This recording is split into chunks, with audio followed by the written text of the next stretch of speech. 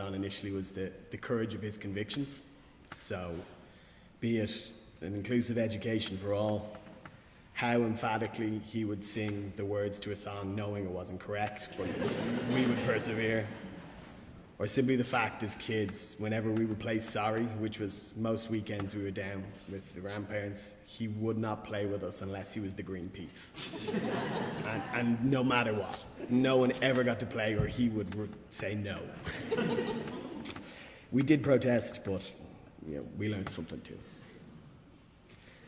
For the vast majority of you who've been to Shannon, the most welcoming home in the world, there's a corkboard in the playroom. And for as long as I can remember, there's a postcard. This is going to be a visual piece, so you have to bear with me. But there's a number of cows and a solitary horse in the middle taking a vote. And the cow convening the meeting announces all in favour say moo and all opposed say nay. And the caption reads, just because you're outnumbered doesn't mean you're wrong. And that's always stuck with me. I think not just from Mike, but could be somewhat of a Johnston family motto at this stage as well, because a lot of other family members have taken that on too. I rang Matt yesterday though to talk a little bit about what I was going to write and what I was going to say, and what he thought might want to be said as well.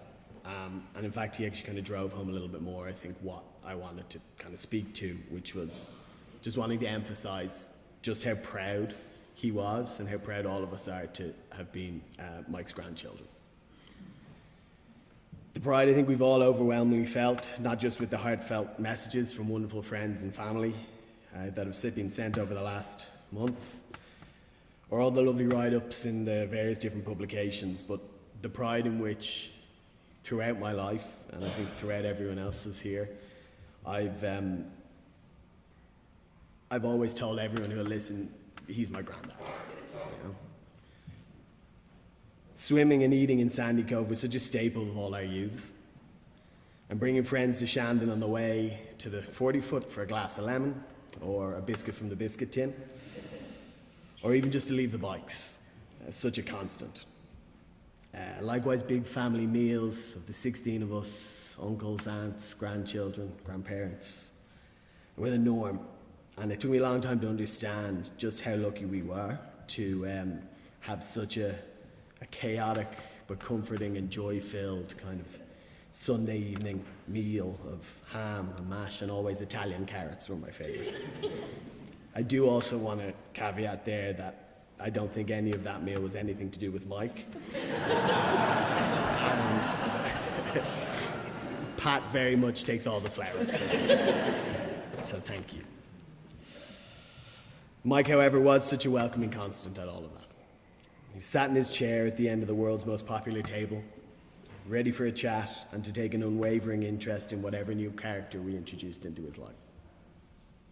Walking down with him to swim in Sandy Cove, or having him come to one of our multiple matches or races, felt like such a badge of honour and always something I'll be thankful for. Mum tells a story about when he used to walk me down the pier in a Silver Cross pram, which again, I'm sure a number of you remember. He apparently would come home deeply irritated from these walks after all the poor people who told him what an amazing pram it was, without acknowledging the wonderful child that was in it. His pride in us is reciprocated 100-fold by each of us up here today. I could not be more proud of what a wonderful person, Grandad, Leinster, DSP, Avoca, New Park, Trinity and Leighton Orient supporter he was, as well as a genuine role model. Mike embodied how to live life to its fullest and most genuine, and I could not be prouder to have got to spend so many wonderful years with him. I love and miss him so, so much.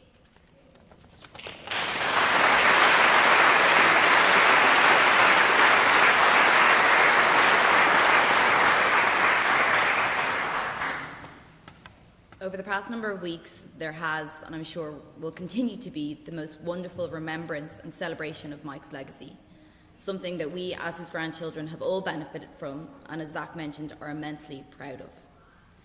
I will try not to be morose, as Mike would not have liked that, but it really has felt like a great power and love has left the world. At the same time, we've been able to take a huge amount of comfort in reading all the incredible messages and stories shared, some that I have previously heard from the horse's mouth and many that I hadn't.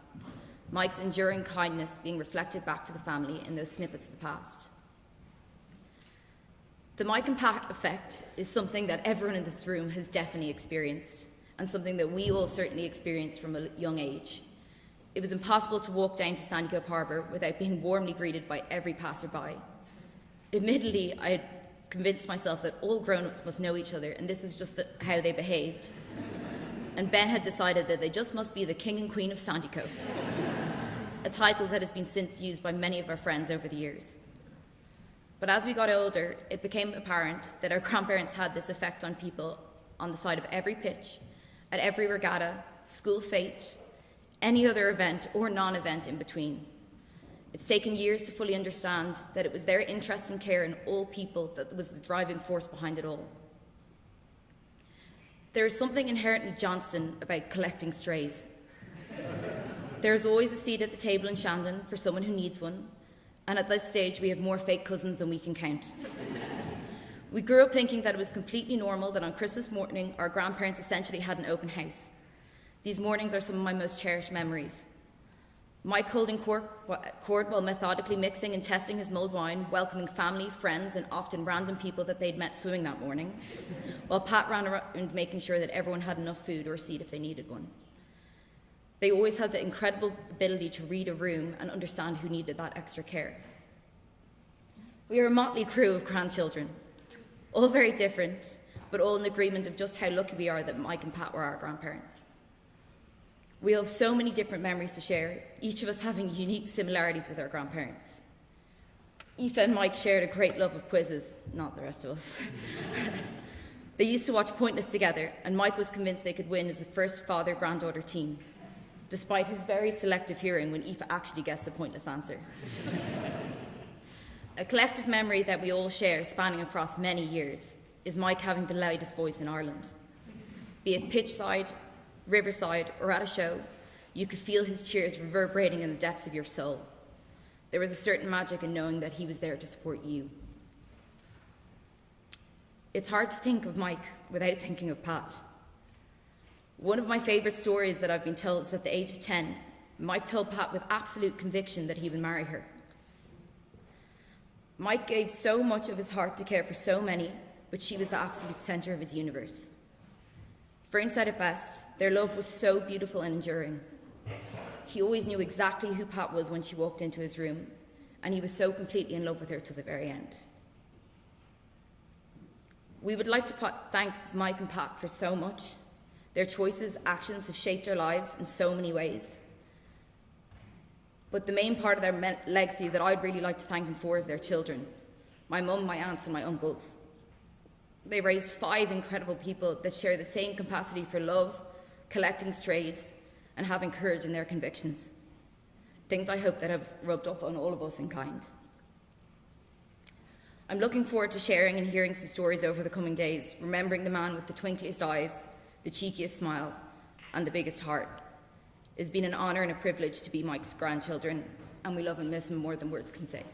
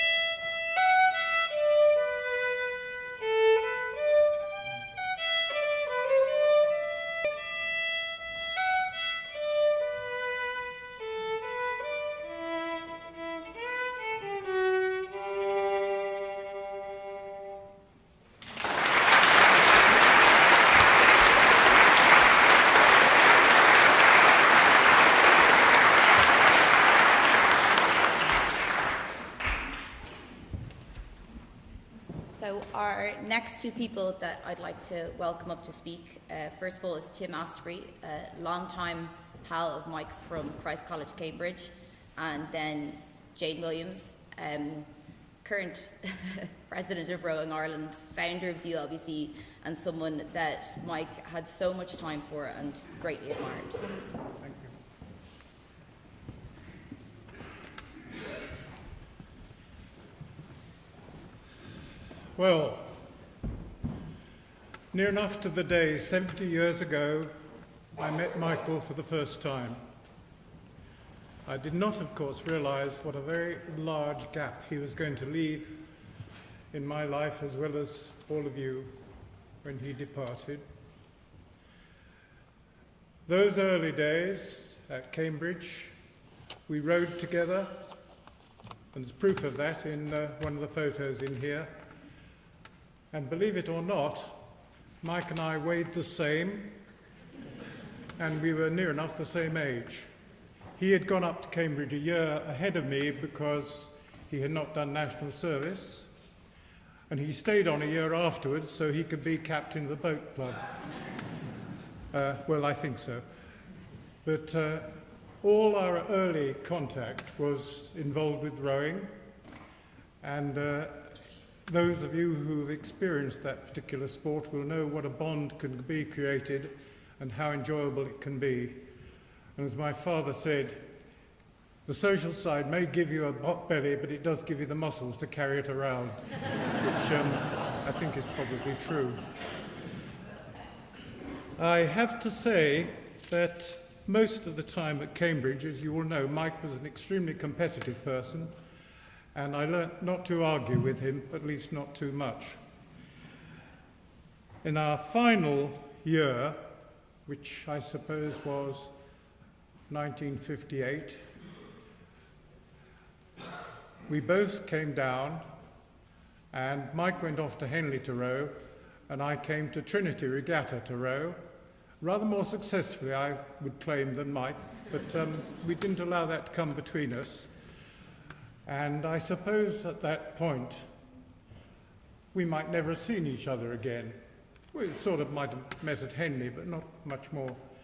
However, I went on holiday with what was to be my wife's family, Sue, and we went down to Devon, and as one does, we went for a drink at a pub called the Harbour.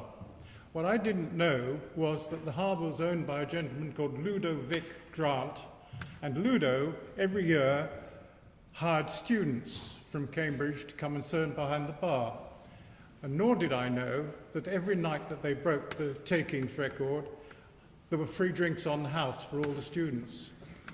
So I bowled in there with Sue and her parents, and to my total astonishment, behind the bar was one Michael Johnston. Now, that really, it sounds ridiculous, but that really changed my life, because we celebrated afterwards, and Mike suddenly said, "Why don't you and Sue come on holiday with Pat and me?" When? Well, in about a fortnight's time, I think it was. Oh yes, where? Oh, well, I think Pat's mother had provided a cottage and may well have provided a car. I'm not sure about that. There are a lot of things I can't remember, fortunately, but what I do remember was it was the most brilliant holiday. There were 2 bedrooms, and I can't remember what the original sleeping arrangements were. But what I do remember was that it was a beautiful summer, very hot, so we left the windows open.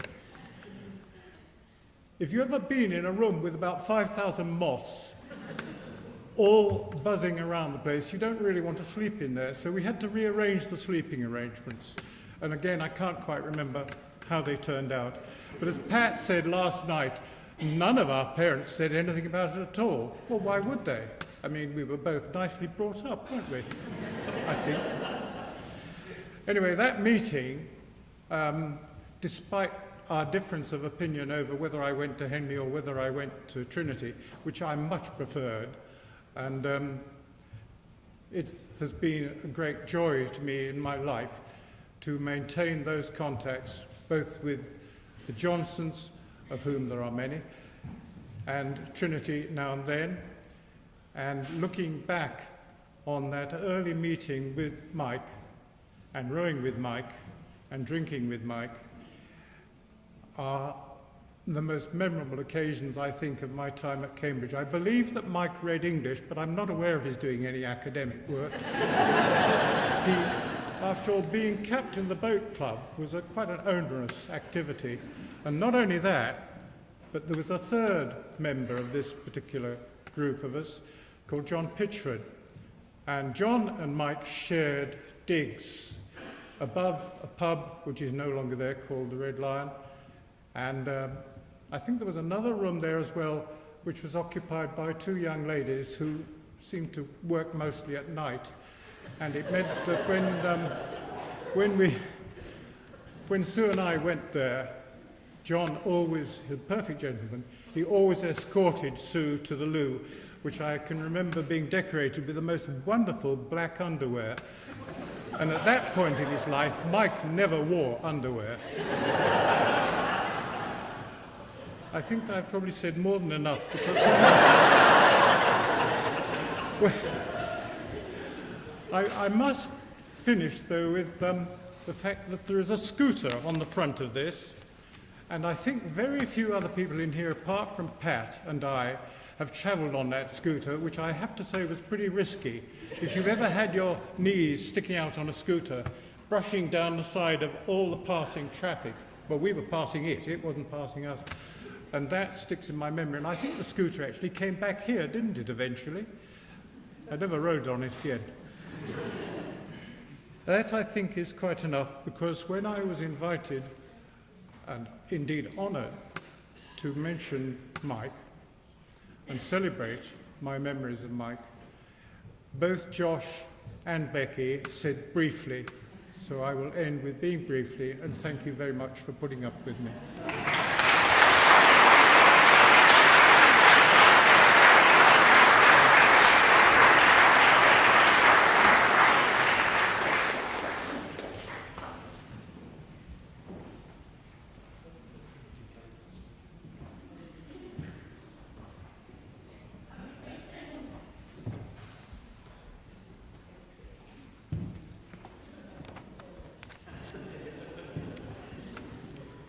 Follow that, what? It was an honour when Megan called me and asked if I would speak a little bit about what Michael meant to rowing and Dublin University Ladies Boat Club in particular. The following are reflections on Michael's support to DULBC, or Trinity Ladies, in its early years, drawn from the memories of the first crew that got the club going. Anne, Shirley, Mary, Deirdre and Dara, together with myself, had lots of interesting experiences in getting the first women's boat club started. And their fond memories, smiling in affection at the thought of Michael, will come through this, along with a few other anecdotes. Quote, Michael was always there, always helpful, usually jolly, and seemed to know everything and everybody. I have umpiring memories. The umpiring exam was a scary exam done where you had to stand on a table or a chair and pretend you were starting a race. Michael immediately put you to ease by smiling, making a joke, and making the whole thing seem much, much less daunting. That's how I got to get an umpiring licence at 19 or 20. That's from Deirdre. Shirley said he was always Michael to us, never Mike. Always a great supporter of DULBC, and went about business with a smile. He was a great archivist. He contacted me when he was putting together a list of the captains of DULBC and of all other clubs. And just by coincidence, a week or two before he died, I was rooting at home and found the print down of his archive going back to 19 something or other. So wonderful for keeping the memories together. That was Shirley. Anne said, always the smiley, welcoming face, often sporting a stripy blazer. The blazer, like the man, had been through good times, and he wore it with all its blemishes and with pride. I have no idea what the blazer was, but it was Mike. If Michael took your cause on, there were no half measures. He really was committed to getting the girls on the river and probably secured us both time arguing a good case with somewhat reluctant old boys. The art of the possible, and why not, was Michael's philosophy, and his outlook on life in general, we suspected. It was very helpful to have the support of men on our case, on and off the water. He was generous with his ideas and had good time for everyone, whether it was the bow four rowers or the elite. There was room in a boat house and on the river for absolutely everyone. He was able to see different perspectives and argue outside the box. Years later, I bumped into him in Dalkey, and we would always exchange a few words. He made a lasting impression and made a very valuable contribution to ladies rowing and to us in DULBC. He sounds like he lived every one of his 90 years, generous in helping many along the way. The educate together part of Mike was something we were aware of. He talked about it or drew us into the odd meeting. And as evidence of his legacy and the impact that will go on, I'm happy to say that my 6-year-old granddaughter is attending an Educate Together school in Greystones and has declared that she will row for Nana Jane's boat club. Thank you.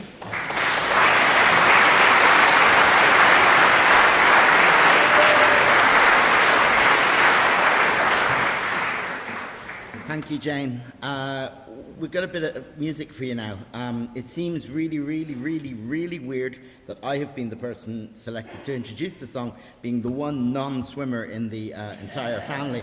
I spend as much energy as Mum does in getting into the water, in staying out of the water. But anyway, Mum and Dad, for as long as I've known them, I don't know exactly when they started swimming, but for a long time, Mum and Dad would swim in the 40-foot every single morning. After having sung recited the quote that Biddy had earlier on at us all, and expecting us to be up out of bed, or expecting me anyway, to be up out of bed by the time they got back. And so it was with great delight that years later, when I was asked to join the band of this lovely man here, Ronan Swift, that he announced that he had a song about swimming in the 40-foot. And we just thought we'd give you a blast of it now. Ronan Swift. He's going to give me a key first.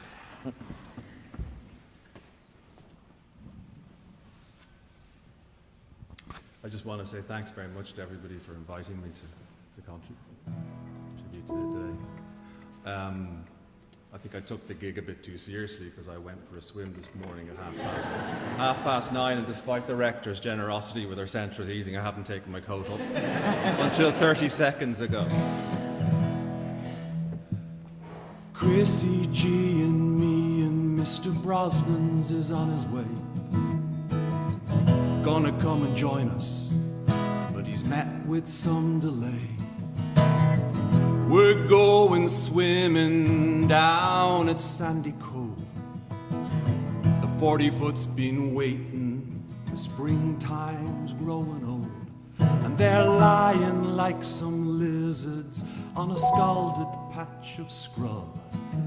The greater leather-chested fellas bouncers for the club, goosebumps of excitement, a shiver, quiver, fear.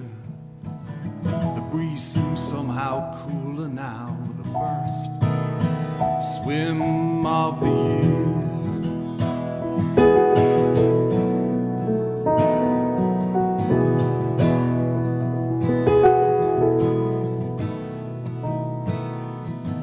It's chilly, choppy, snotty, looking glory on the bay.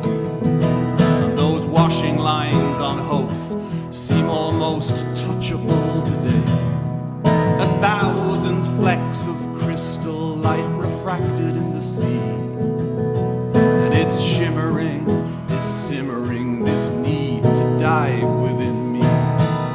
Plunging into icy liquid, salty foam and joy takes your very breath away. I'll race you to that boy.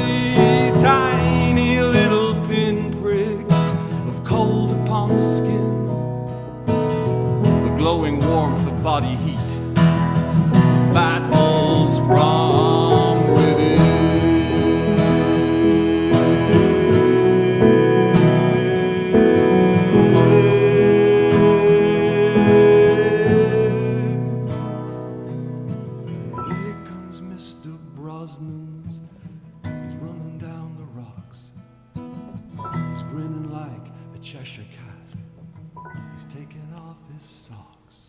He's squeezing past those novices, clinging to the bar. He's looking kinda nervous, but he knows he's come this far. He's raising up his arm, he's looking out to me. He's soaring through the air, he's falling to the sea. Hey there, Mr. Brosnans, I really loved you dive. How the hell you doing, man? It's great to be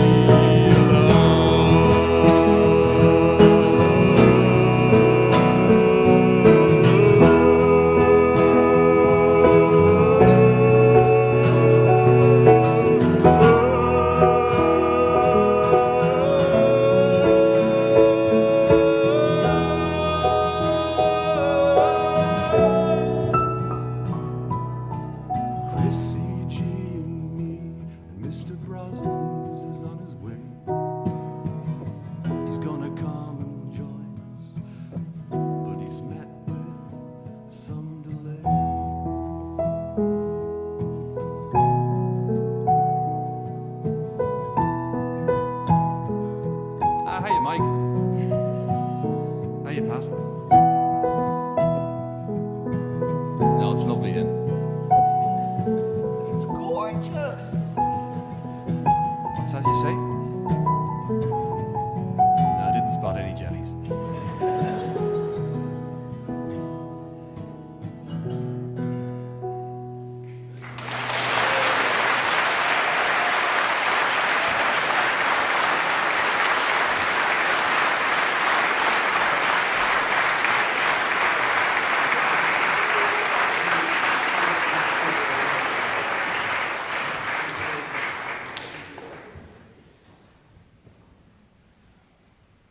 I definitely can't read my own writing, so this could be a disaster, but sure, let's see what happens.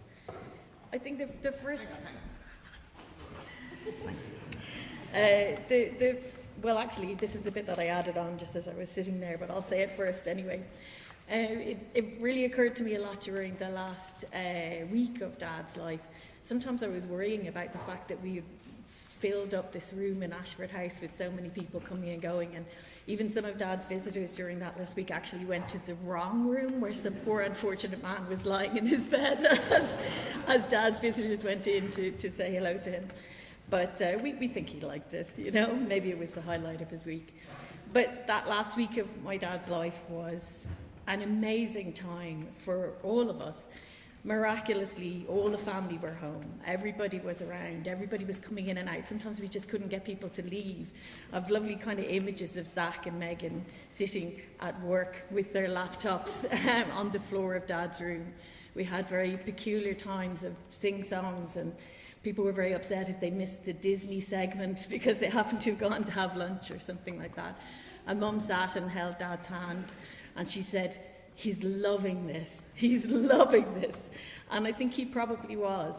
And it made me think back to the fact that many, many years before that, he used to famously say to us that he had had the kitchen table in Shandon measured so that it was long enough to lay him out on for his wake, because he was not going to miss the party. So I like to think that even if we couldn't quite honour that slightly creepy wish, that, that we brought the kitchen table of Shandon into him in Ashford House in those last few weeks, and we really thank everybody who helped us to do that, and of course the magnificent staff in Ashford House who looked after him so kindly over the last few years as well. So now I'll go back to what I was going to say, which might turn out to be totally inappropriate, but let's do our best. It's a bit harder. We've been saying a very long and often a very sad and difficult goodbye to our beautiful dad for many years. There have been moments of laughter and joy, lots of singing, and a great deal of love. But dementia is a cruel and relentless teacher. So, there is a huge joy for us, as well as a new kind of sadness, in the outpouring of love and memories of Mike in his many guises during the very full life he embraced before the half-life commenced. And here's a random collection of my own. Crates of explosive homebrew in the shower in Shandon. My dad's response to the 40-foot hardcore who saw us coming down daily with the O'Kellys, Mum and Dad, Pat and Dave, usually an assortment of daughters. In the days when that place really was men only, my dad's utter unconcern with the spoken or unspoken venom and resentment was a lesson in exercising a kind of joyful resistance, which I think he embodied in his life in so many different areas. His love of useful containers, gifted to him by the tide and retrieved at times with considerable difficulty, kept forever in case their great use would become apparent with time. When we put on plays in New Park, Dad always came to support. He hated loaning his possessions for props, but he did. He'd had a whole childhood of his actress mother snaffling items which she never asked for and seldom returned. Nonetheless, our stage was often peppered with random objects from Shandon, which he grumpily tolerated. He liked hearing about our madness along the way of the rehearsals, and was our go-to on the pronunciation of weird Shakespearean words. But the clincher was at the performance. I knew, and I told the actors, Shakespeare at the musicals or plays that they had written themselves, that if they made my dad both laugh and cry, that their work was done. Strangers in the house at breakfast, full of chat from around the world, collected along with the useful containers on the walk to and from the 40-foot. Lest we get too carried away, we should remember, Dad was a hoarder who ate up room after room in Shandon as each of his studies became too full to function in. He could shake the whole house, whether it be Ross Bryn or Shandon, with the force of his operatic snoring. He was grumpy and stubborn when bored or tired, and very difficult to move when not inspired by projects of his own choosing. So, back to some more recent times. We had a few previews of delirium and dementia when Dad had surgery on his brain and a bleed some years ago. Like his own dad and his sister, Mike's visions and scenarios were complex, dynamic, and very imaginative.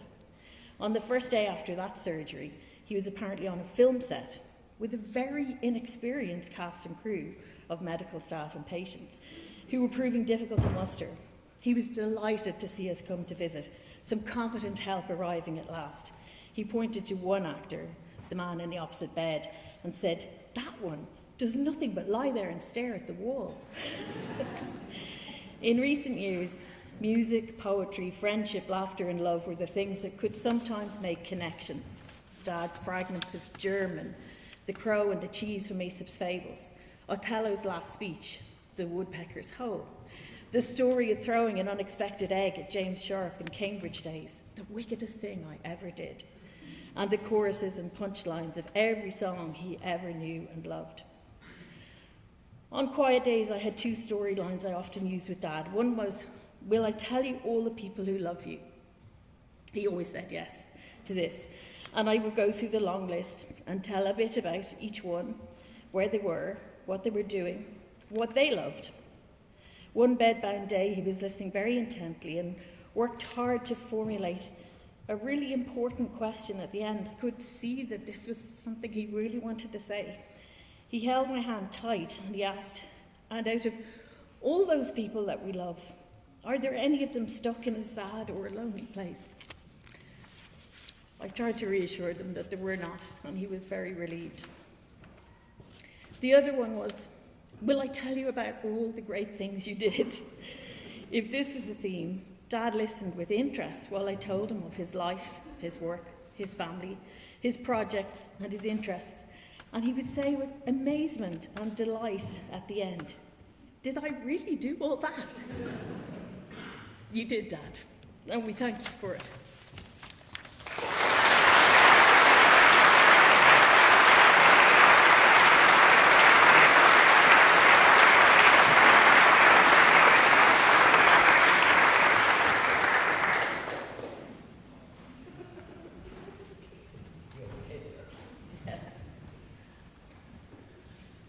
So there's one problem about being last, and that's that everybody's already told all your stories.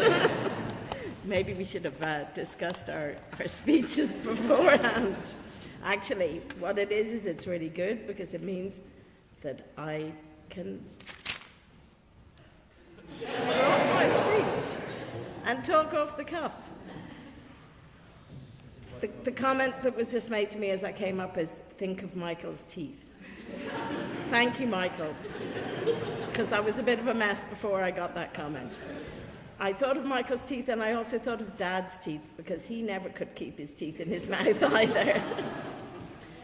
I'm not going to keep you all here very long. I thank you so much for coming and for being with us, because it's been a tough journey these last couple of years, and particularly these last couple of months. But the love and the support that we have got from every area of Dad's life has been phenomenal. From family, from DSP family, from New Park family, from rowing family. It's been amazing. And I'd also like to thank the support that Scott and I and the rest of us have also got from our St. Patrick's community family here, who've been amazing and have helped out in so many ways. We're going to finish with a slightly curveball, which is a song that Dad taught. He learnt it. It's a folk song commemorating a terrible tragedy. But we sang it at every possible occasion. We sang it on car journeys, we sang it at family parties, we sang it on numerous occasions in Ashford House, because even at the end, it was a connection that somehow got through somehow got through to him and made a connection with him that remained there. So the words are in the book. We're going to lead the verses.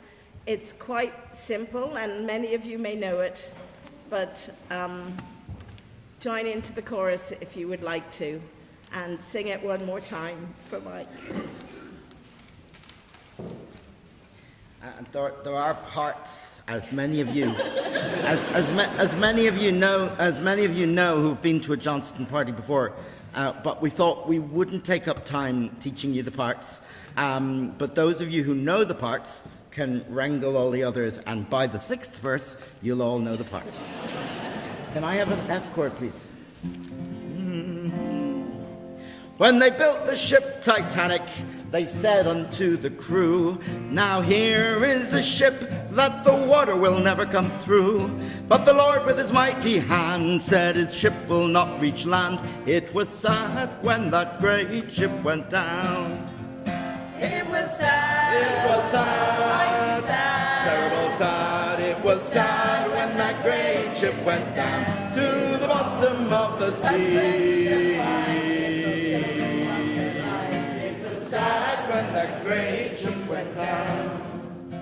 When far from Mingle land and approaching to the shore, the rich refused to associate with the poor, so they sent them down below where they were the first to go.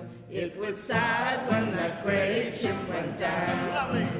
It was sad. It was sad. Mighty sad. It was sad when that great ship went down. To the bottom of the sea. Husbands and wives, little children lost their lives. It was sad when that great ship went down. As the humble closed their eyes in the darkness of the hold, the rich upstairs were playing with cards for gold.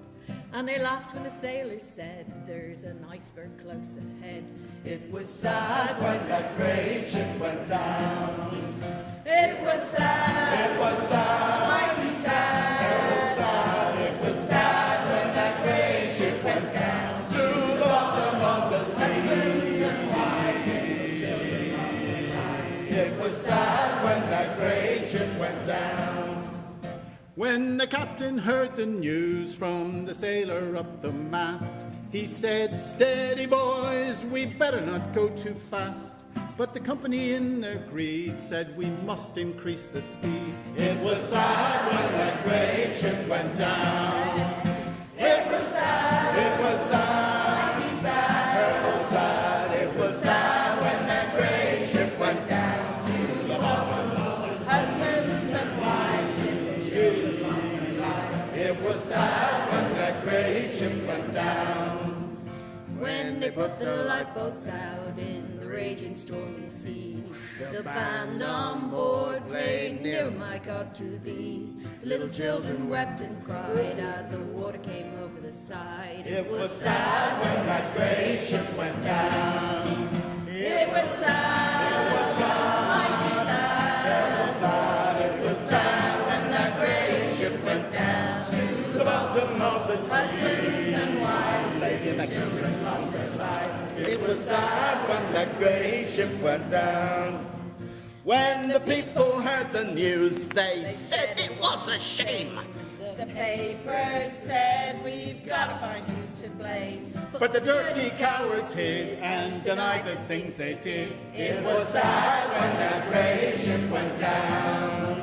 It was sad. It was sad. Mighty sad. Terrible sad. It was sad when that great ship went down to the bottom of the sea. Husbands and wives, little children lost their lives. It was sad when that great ship went down. That ship went down.